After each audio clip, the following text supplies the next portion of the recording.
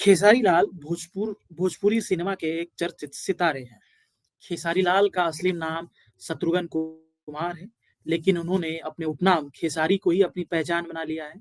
लेकिन इसके उलट भारत की एक पारंपरिक दाल खेसारी मौजूदा समय में अपनी वास्तविक पहचान और सम्मान पाने के लिए जद्दोजहद करते हुए दिखाई दे रही है।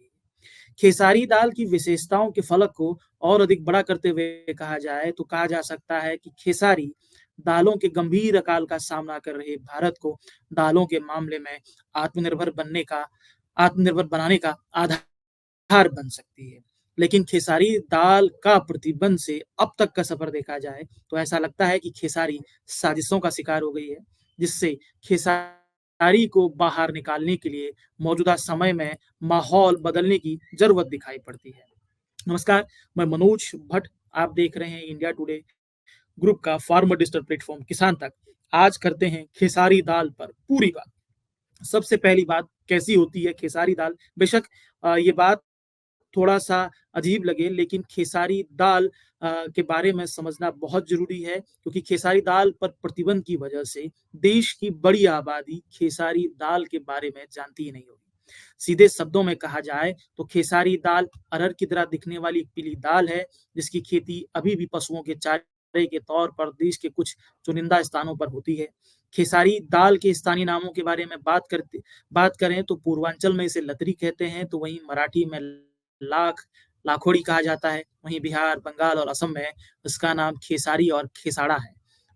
खेसारी का वानस्पतिक नाम लैथाइरिस सटाइविस है, जबकि अंग्रेजी में इसे ग्रास्पी कहा जाता है। अब बात आती है प्रतिबंध की, कि खेसारी पर कब प्रतिबंध लगाया गया और क्या वजह थी। प्रतिबंध की वजह से खेसारी दाल के बारे में देश की आम जन को बहुत ही कम जानकारी है। असल में 15 नवंबर 1961 को महाराष्ट्र ने इस पर प्रतिबंध लगाया था, जिसके बाद केंद्र सरकार की तरफ से अध्यादेश जारी हुआ।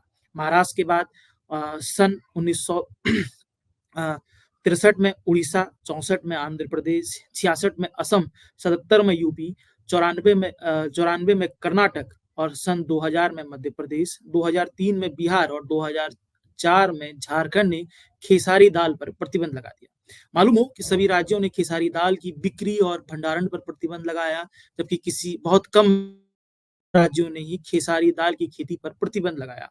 इसका साफ तौर पर था कि खेसारी की बिक्री और भंडारण करना प्रतिबंध था, लेकिन खेती और उसको आहार में शामिल करना प्रतिबंध नहीं था।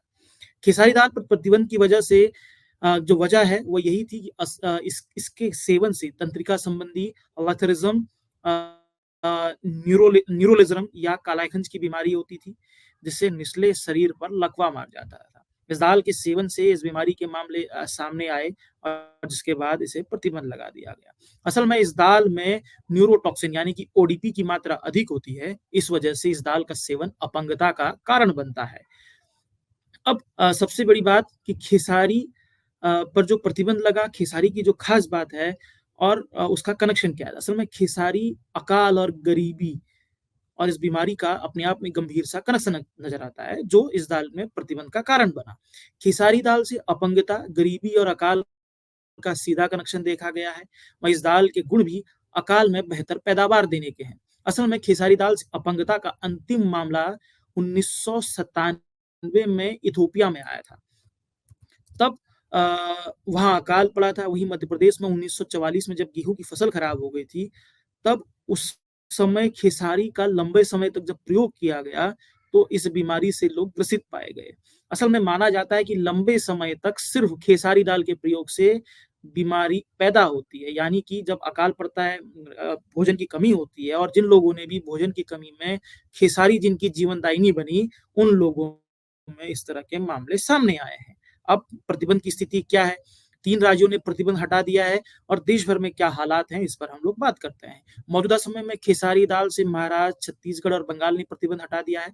तीनों राज्यों में सबसे पहले 2008 में प्रतिबंध हटाने वाला महाराष्ट्र शामिल है, जबकि महाराष्ट्र ने सबसे पहले प्रतिबंध लगाया था। वहीं ICMR, Indian council of medical research, ICR, Indian council of agriculture research, CSIR और एफएसएसआई जैसी जो की विशेषज्ञ समिति इसकी बिक्री और भंडारण से प्रतिबंध हटाने की सिफारिश कर चुकी हैं। मसलन कम ओडीपी वाली किस्मों, यानी कि जिनमें वो जो जहरीला तत्व है वो ऐसी किस्मों में प्रतिबंध हटाने की सिफारिश की गई थी, जिस पर केंद्र सरकार ने भी सहमति जताई थी, लेकिन अभी तक इसका कोई आदेश जारी नहीं किया गया है। हालाँकि 2021 में एफसीआई ने अन्य अनाजों में 2% तक खेसारी दाल की मौजूदगी को स्वीकारा है, यानी कि जिनमें गेहूँ के साथ खेसारी में जो अमूमन गेहूँ और सरसों में क्योंकि रबी की क्रॉप खेसारी है, उसमें अगर खेसारी का मिश्रण होता है, तो वो अनाज स्वीकारा जाएगा। अब बात करते हैं कि खेसारी कि क्या खेसारी में खास बात है। दाल के मामले में तो खेसारी देश को थी, तो वहीं प्रोटीन की कमी भी पूरी कर सकती है। असल में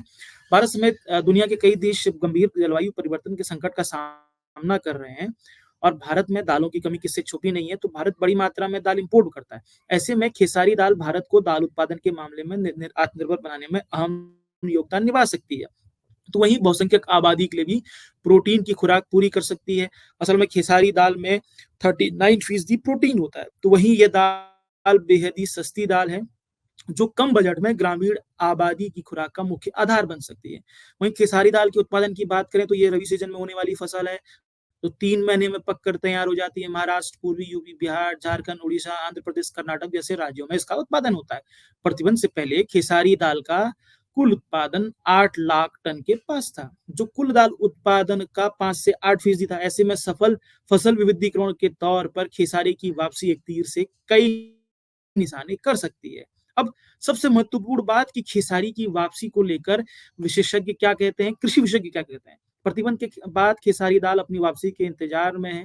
खेसारी की वापसी को लेकर कानपुर स्थित भारतीय दाल अनुसंधान संस्थान के निदेशक डॉक्टर जीपी दीक्षित कहते हैं कि खेसारी का प्रयोग अभी भी कई अनाजों में मिलावट के तौर पर हो रहा है। बेसन में खेसारी को मिलाया जा रहा है, लेकिन दाल के तौर पर वापसी के लिए देश की मेडिकल और न्यूट्रिशन लॉबी में सहमति नहीं बन पाई है। जबकि संस्थान और कृषि वैज्ञानिक खेसारी दाल की नई और बेहतर किस्में जारी करने को तैयार है। डॉक्टर जीपी दीक्षित कहते हैं कि खेसारी को लेकर जो नेगेटिव माहौल बना हुआ है, उस वजह से खेसारी पर जो रिसर्च होनी चाहिए थी, वह नहीं हो पाई है। वहीं खेसारी दाल से प्रतिबंध हटाए जाने को लेकर कानपुर स्थित चंद्रशेखर आजाद कृषि व प्रौद्योगिकी विश्वविद्यालय में एग्रोनॉमी के प्रोफेसर डॉक्टर अखिलेश मिश्र कहते हैं कि खेसारी दाल बेहद ही पौष्टिक दाल है। आयुर्वेद में खेसारी को दवा कहा जाता है। अगर कम मात्रा में खेसारी का प्रयोग किया जाए तो यह भूख बढ़ाती है, हड्डियां मजबूत करती है, तो वहीं अधिक प्रयोग से पैरालिसिस और कालाखंज का रोग होता है। वो कहते हैं कि भारत में दालों की कमी है, ऐसे में औषधि महत्व वाली खेसारी का सीमित मात्रा में प्रयोग सुनिश्चित होना चाहिए। कई संस्थान खेसारी दाल की नई किस्में विकसित कर रहे हैं, लेकिन माहौल बदलने की जरूरत दिखाई पड़ती है। अब बात आती है, क्या खेसारी के साथ साजिश हो गई? खेसारी दाल भारत की एक पारंपरिक दाल रही है।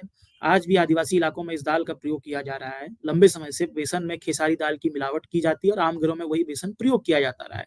मसलन खेसारी को खाने का एक विशेष तरीका है, जिसके तहत खेसारी का प्रयोग अन्य दालों में मिलाकर किया जा सकता है।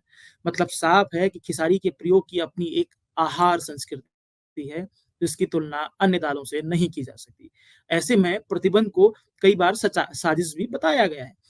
Academy of nutrition improvement Nagpur जो है वो खेसारी दाल पर प्रतिबंध का विरोध करता रहा है और इस पूरे प्रतिबंध को विदेशी साजिश बताता रहा है। अकेडमी के अध्यक्ष डॉक्टर शांतिलाल कोठारी ने 90 के दशक में खेसारी को जहरीला साबित करने वाले को 1 लाख रुपए इनाम देने की घोषणा की थी। तो वहीं कोठारी ने ही महाराष्ट्र सरकार से खेसारी दाल प्रतिबंध हटाने की वकालत की थी।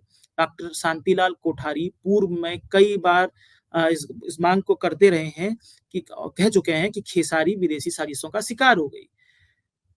हालांकि उसके बाद देश में बहुत हद तक माहौल बदला, लेकिन अभी तक राष्ट्रीय स्तर पर खेसारी को लेकर स्वीकार्यता नहीं बन पाई है, खेसारी को लेकर माहौल नहीं बन पाया।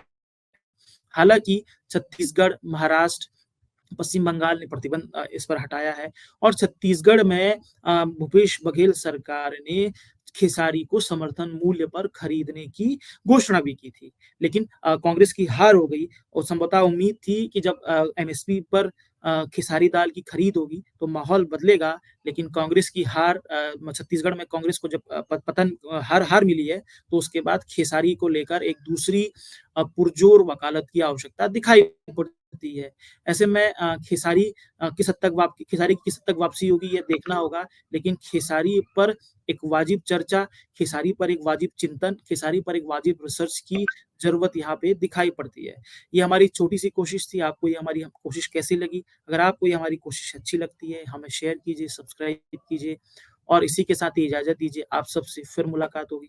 अगर ये वीडियो आपको पसंद आया है तो इसे लाइक ज़रूर करें। अगर चैनल अभी तक सब्सक्राइब नहीं किया है तो कर लें और नोटिफिकेशन पाने के लिए बेल आइकन भी दबा दें।